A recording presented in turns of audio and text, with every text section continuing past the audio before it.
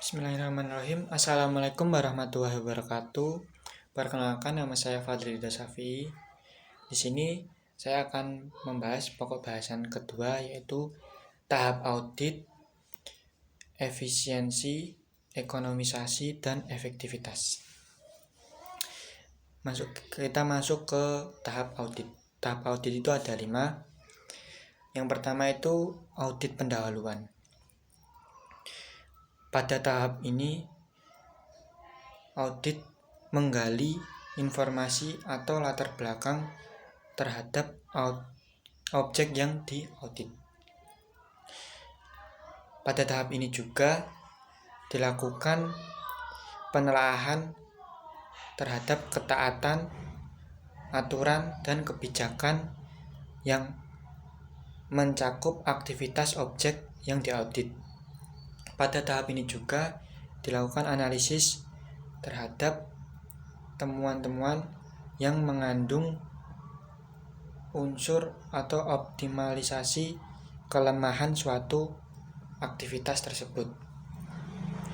Pada tahap ini juga auditor dapat merencanakan tujuan audit sementara.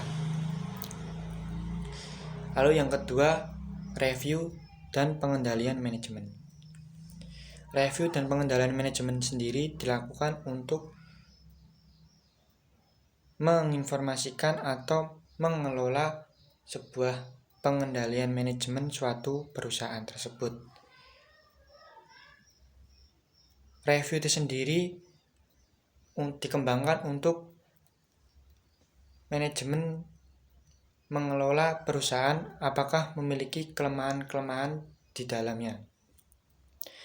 Lalu yang ketiga itu ada audit terinci. Audit terinci itu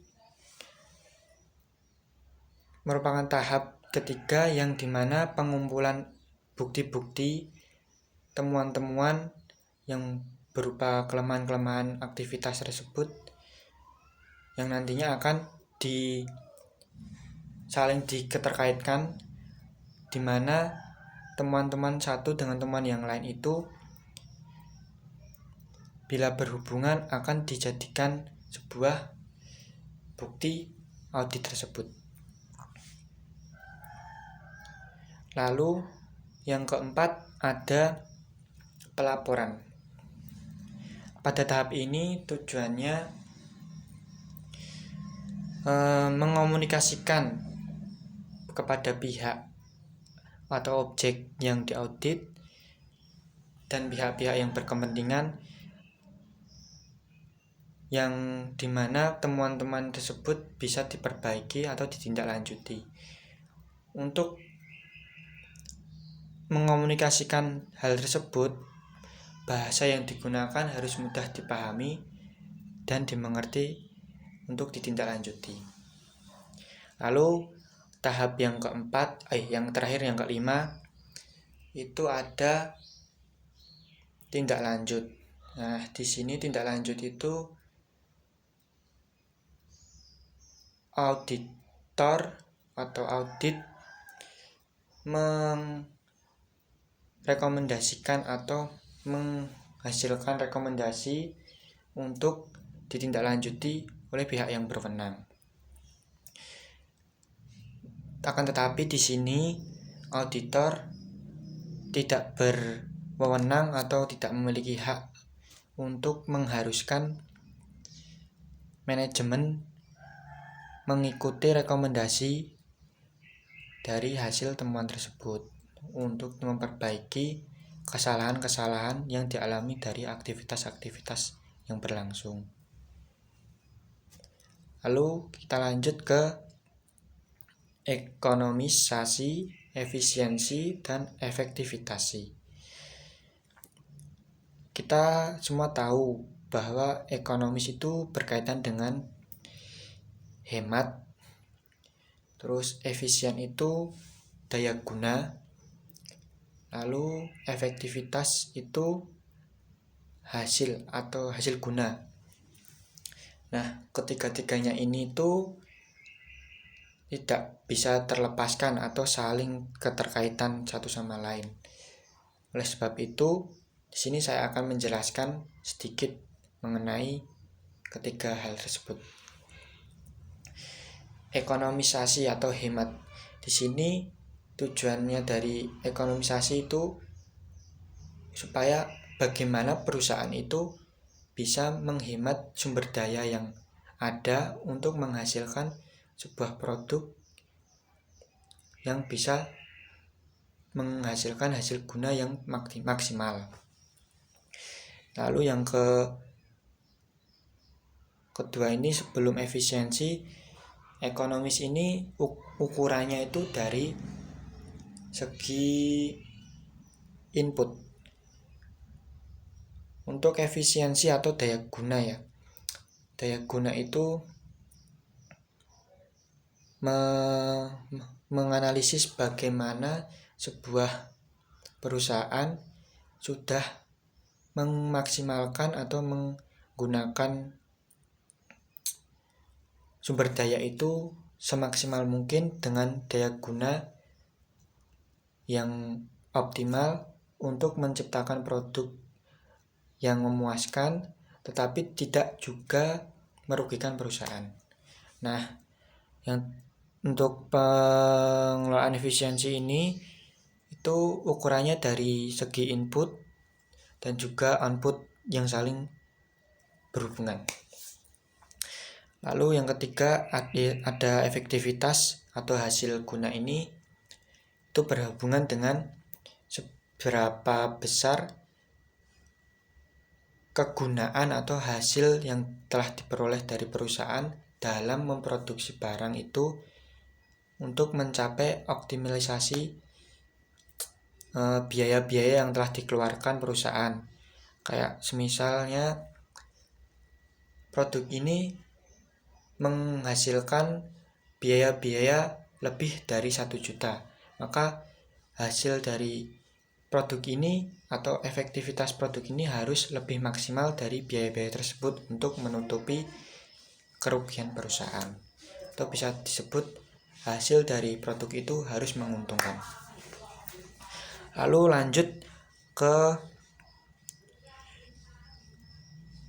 analisis manajemen, audit manajemen. Itu dari audit manajemen pemasaran terlebih dahulu. Kalau sebelum masuk ke audit pemasaran, kita perlu tahu dulu bahwa audit manajemen itu mengukur, menilai, dan menginformasikan bahwa perusahaan itu harus bisa ekonomis, efisien, dan efektivitas. Ketiga-tiga ini berkaitan lagi dengan berbagai fungsi-fungsi yang ada di audit manajemen. Yang pertama tadi kan pemasaran.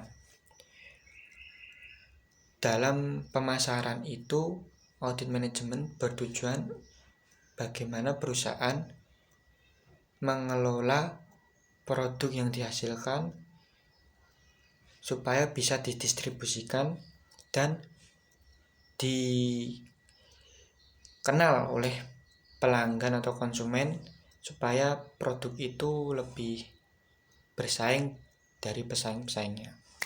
Nah, untuk ruang lingkupnya sendiri itu pemasaran ada 5 ya. Itu lingkungan pemasaran 1. Yang kedua strategi. Yang ketiga organisasi pemasaran. Yang keempat itu produktivitas pemasaran.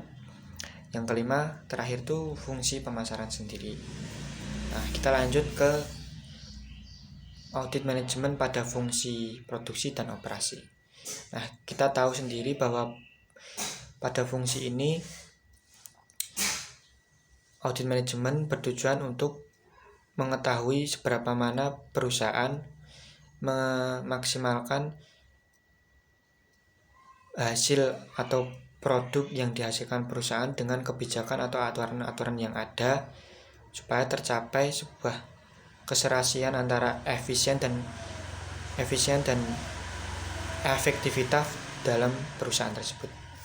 Nah, ruang lingkupnya sendiri itu ada perencanaan produksi, pengendalian produksi, produktivitas dan efisiensi, lalu metode dan standar kerja, lalu pemeliharaan peralatan, dan terakhir ada organisasi manajemen produksi dan operasi plan atau rencana operasi. Lalu ada audit manajemen pada fungsi. Sebenarnya ini masih berkaitan dengan sumber daya manusia. Jadi audit manajemen ini dilakukan untuk mengetahui seberapa besar pengaruh perusahaan dalam memperhatikan sumber daya manusia, apakah sudah memiliki manfaat hemat, efisien, dan efektif tadi. Nah, di sini pada audit manajemen pada fungsi ini bertujuan ada lingkup-lingkupnya, yaitu perencanaan tenaga kerja, lalu penerimaan karyawan, terus seleksi di sini tuh kayak pemilihan sebelum ada penunjukan jabatan kayak gitu, terus orientasi dan penetapan, pelatihan itu sama tadi Kak, sebelum orientasi atau seleksi itu, setelah penerimaan ada pelatihan, lalu pemilihan kerja. Selanjutnya ada audit manajemen sistem informasi. Di sini audit manajemen bertujuan untuk mengetahui sebesar apa pengaruh informasi atau sistem yang ada dalam perusahaan itu dalam mengelola aktivitas tersebut. Kayak apakah perusahaan tersebut memiliki olah data yang cukup untuk melakukan audit dalam atau audit internal. Lalu yang selanjutnya ada audit manajemen lingkungan. Nah, yang paling menarik menurut saya itu di sini. Audit manajemen lingkungan ini dilakukan untuk mengetahui seberapa besar pengaruh perusahaan itu terhadap lingkungannya. Nah, lingkungan ini ada internal, ada eksternal ya. Nah, di sini perusahaan itu apakah sudah menerapkan kebijakan-kebijakannya tersebut terhadap lingkungan internal nih. Lingkungan internal itu kayak memelihara karyawan, menjaga kesehatan karyawan, dan juga memaksimalkan keuntungannya itu untuk menggaji mereka. Nah, lalu ada eksternal, lingkungan eksternal itu sebagian perusahaan sering melupakan atau malah condong ke egois lah. Ini kan termasuk pencemaran, masuk ke pencemaran atau masuk ke limbah dari perusahaan tersebut. Kalau lingkungan yang berada di luar perusahaan tidak dijaga oleh perusahaan, maka secara tidak langsung perusahaan tersebut juga melanggar aturan atau kebijakan yang diberikan dari pihak luar tersebut. Ada audit manajemen kualitas. Di sini audit manajemen kualitas ini, audit manajemen kapasitas kualitas ini berkaitan dengan seberapa besar kualitas atau produk yang dihasilkan itu sudah mencapai kelayakan, atau bisa disebut produk itu sudah benar-benar layak untuk dijual belikan atau tidak. Bisa dikatakan produk itu sudah layak atau belum sesuai dengan prosedur yang ada itu setelah lewat uji lab atau biasa disebut uji standarisasi. Terus terakhir ini ada audit manajemen bidang perpajakan. Nah, di sini audit manajemen berperan untuk menjelaskan kepada pihak perpajakan bahwa ada berbagai unsur dalam pengelolaan aktivitas atau operasional perusahaan itu yang mengandung unsur perpajakan atau yang memiliki kewajiban untuk membayar pajak tersebut. Nah, cukup sekian dari saya. Kurang lebihnya mohon maaf yang sebesar-besarnya. Wassalamualaikum warahmatullahi wabarakatuh.